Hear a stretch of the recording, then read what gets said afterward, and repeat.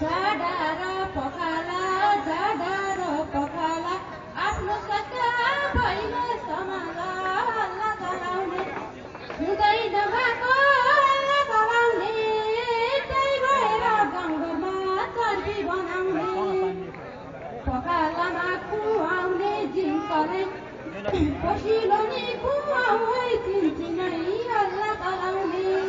हुँदैन भएको हल्ला चलाउने त्यही भएर गाउँघरमा चर्बी बनाउने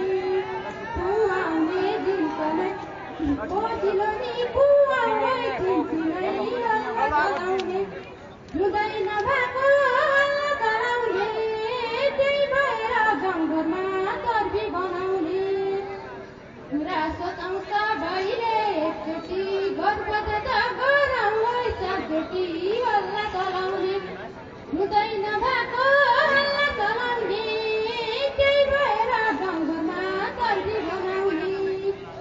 भइले एकचोटि गर्भत